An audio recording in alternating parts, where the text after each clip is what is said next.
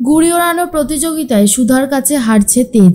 সম্পূর্ণ জানতে দেখতে থাকুক। গল্পের শুরুতেই দেখা যায় যে সুধা মনে মনে ভাবতে থাকে জ্যোৎস্নার কথাটা।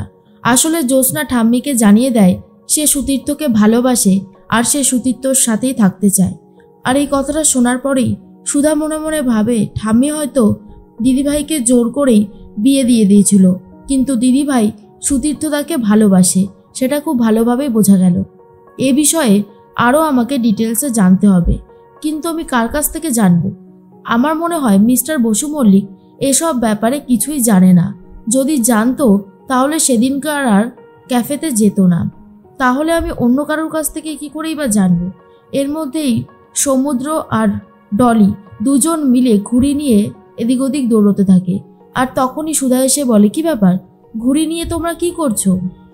সমুদ্র তখন বলে, বৌদিভাই আস্তে কথা বলো। আসলে আমরা তো জানি বাড়ির এই পরিস্থিতি। আগে না আমাদের এখানে কত উৎসব হতো, ঘুড়ি ওড়ানো উৎসব। এখন তো আর সেসব কিছুই হয় না, তাই আমি আর ডলি এগুলো একটু দেখছিলাম আর কি। সুধা তখন বলে, কেন এবারে ঘুড়ি ওড়ালে কি এমন ক্ষতি হবে? আমরা ঘুড়ি ওড়াবো কেমন? সমুদ্র তখন বলে, সত্যি ওড়াবে? তাহলে তো খুব ভালোই হয়, কিন্তু ঠাম্মিকে ম্যানেজ করবে কি করে? সুধা বলে, ও সব নিয়ে তুমি ভেবো না, আমি ঠিকই ঠাম্মিকে ম্যানেজ করে নিতে পারবো, এইটুকু তো অসুবিধা হবে না। তখনই সমুদ্র ভাবে, বৌদি সত্যি তুমি জিনিয়াস, তুমি সব কিছু মুশকিল আসান কি সুন্দর দূর করে দিতে পারো, আর আমার সেই জন্য অনেক বেশি ভালো লাগে। এর মধ্যেই সুধা জানতে পারে এই বাড়িতে আগে রান্না পুজোও হতো, কিন্তু এখন আর সেসব কিছুই হয় না। সুধাকে তখনই সমুদ্র পুরো ব্যাপারটা খুলে বলে, আর সুধা ঠিক করে আবারও রান্না পুজোটা এই বাড়িতে ফিরিয়ে আনবে। সেই জন্যই শিলাকে ডাকে আর বলে, সমস্ত কিছু এনে দেওয়ার তুমি আমার হাতে হাতে একটু সাহায্য করো, এইটুকু তো করতেই পারবে শিলাদি। শিলা তখন বলে, কি যে বলো না, তোমাকে এইটুকু সাহায্য করতে পারবো না সেটা আবার কখনো হতে পারে? আমি সবটা করে দিচ্ছি, তুমি একদম ভেবো না, আমি তোমার সাথেই আছি। এইটুকু যদি না করে দিতে পারি তাহলে আর কি বা করলাম, কিন্তু কর্তামা যখন জানতে চাইবে তখন কি বলবো? সুধা বলে, আমি তোমাকে সবটা শিখিয়ে দেবো, কি বলতে হবে আর কি হবে না, বাকিটা তুমি বলে দেবে। শিলা তখন বলে, ঠিক আছে, তুমি যেমনটা বলছো তেমনটাই হবে। এদিকে সমুদ্র, ডলি, সুধা সবাই অনেক গল্প করতে থাকে। সমুদ্র তখন বলে, জানো তো বৌদি, তুমি আসার পর থেকে এই বাড়িটা যেন নতুন করে একটা প্রাণ ফিরে পেয়েছে। সত্যি কথা, আমার যে এত ভালো লাগে তোমাকে বলে বোঝাতে পারবো না।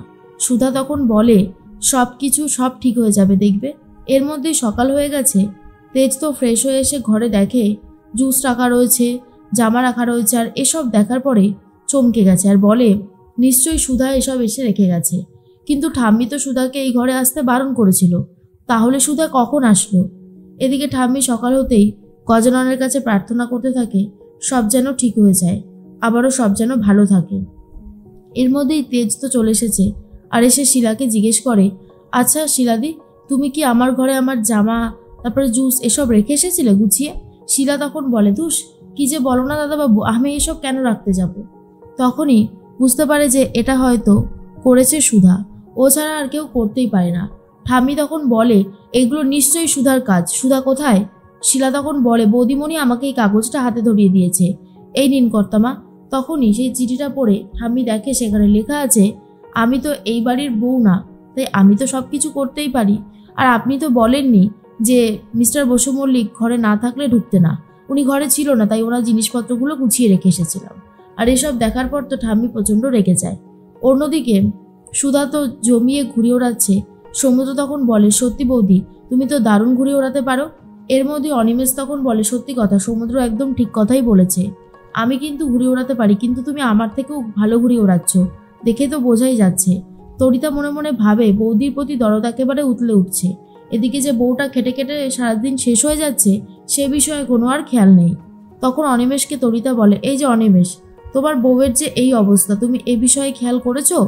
তুমি তো আমার সাথে এখন ইদানিং কথাও পর্যন্ত বলো না। অনিমেষ তখন বলে, তোমার সাথে আর কি কথা বলবো বলো, আসলে আমার না খুব ভয় লাগে, একবার যদি ঠাম্মি জেনে যায় যে আমি তোমার সাথে কথা বলছি, তারপর তো আমাকেও শাস্তি পেতে হবে, তাই না? আর তাছাড়া আমি তো তোমাকে বলিনি যে তুমি চুরি করো, তুমি তো নিজের ইচ্ছাতেই সব করেছো, এখন দেখো কেমন লাগে। এই জন্য বলি যে ভুলভাল কাজ কিছু করো না, তুমি তো আমার কথা শোনো না। এদিকে ঠাম্মি চলে এসেছে আর তেজও এসে গেছে। ঠাম্মি এসে বলে এখানে এসব কি হচ্ছে। তখন সুধা বলে তরিতা, ঠাম্মি মনে হয় তোমাকে কিছু জিজ্ঞেস করছে, কারণ এখানে তো আর কোনো বাড়ির বউ নেই। ঠাম্মি তখন বলে কি হচ্ছেটা কি এসব সুধা? তখনই সুধা বলে ঠাম্মি, আমরা সবাই মিলে একটু ঘুড়ি ওড়ানোর প্র্যাকটিস করছিলাম, কারণ বিশ্বকর্মা পুজো আছে তো। আর ঠিক তখনই ঠাম্মি বলে এইসব এখানে হয় না। ডলি আর রেশমি বলে কেন ঠাম্মি, আমরা কেন ঘুড়ি ওড়াতে পারি না? এরপর সুধা বলে হ্যাঁ ঠাম্মি বলুন তো, কোনো বৈজ্ঞানিক কারণ নিশ্চয়ই আছে। প্রতিটা কথায় সুধা এমনভাবে চালাকি করে যে ঠাম্মি আর উত্তর দিতে পারে না।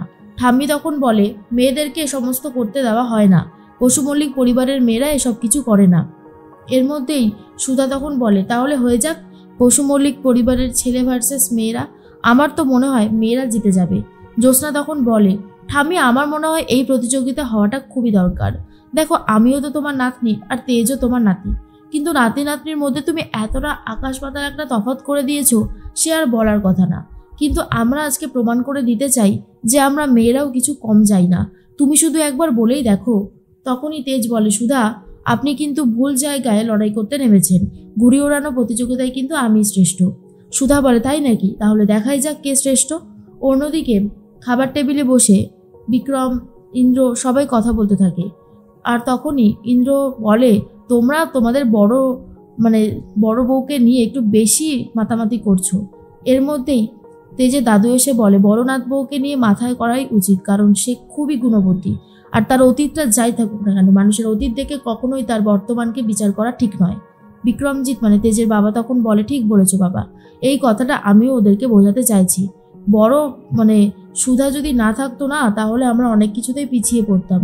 ও আছে বলেই আমরা অনেক কিছু করতে পারছি, অনেক কিছু করার সাহস দেখাচ্ছি যেগুলো আগে ভাবতেই পারিনি। দাদু বলে আমি বললাম না ও খুব ভালো একটা মেয়ে, তোমাদের মা একদম ঠিক মেয়েকেই এই বাড়ির বউ করে নিয়ে এসেছে। তখনই তেজের মা বলে কিন্তু বাবা সুধার ডিভোর্সটা কিভাবে হলো সেসব সম্পর্কে তো জানা হলো না। তখন দাদু বলে এসব নিয়ে জেনে কি হবে বৌমা, যা হবার সে তো হয়েই গেছে, এসব নিয়ে জেনে তো আর কিছু হবে না, তাই এগুলো নিয়ে নাড়াচাড়া না করাই ভালো। এর মধ্যেই শিলাকে ডাকে আর বলে এ কি শিলা, একটা বাটিতেও তো খাবার নেই, রান্না ফান্না হয়নি নাকি আজকে, কোথায় সব রান্না? আর এদিকে সুধা তো ঘুরে ওড়াচ্ছে। তখনই চলে এসেছে ইমন। ইমনকে দেখে ঝিনুক বলে আপনি এখানে কি করতে এসেছেন, আপনার বিজনেস ছেড়ে দিয়ে? তখন ইমন বলে আমার তেজ এত বড় একটা কম্পিটিশনে নেমেছে আর আমি ওকে চেয়ার্স করবো না, এটা তো হতেই পারে না। আমি ওর সাথে আছি। আর এই যে তোমার দিদি জানে না তেজের সাথে আমার কি সম্পর্ক? সুধা এটা নিয়ে মনে মনে ভাবে যে মিস্টার বসু মল্লিকের সাথে এই ইমনের কি সম্পর্ক, সেটা তো জানতেই হবে। আর এদিকে ঘুড়ি ওড়ানোর প্রতিযোগিতায় একেবারে হেরে যাচ্ছে তেজ, আর যেটা দেখতে পাচ্ছে না ইমন, ইচ্ছে করে গোলাপের একটা কাটা ডাল নিয়ে এসে সুধার পিছনে আটকে দেয়। আর তারপর সুধা ব্যথায় চিৎকার করতে থাকে। এইভাবে সুধাকে হারানোর প্ল্যান করছে ইমন।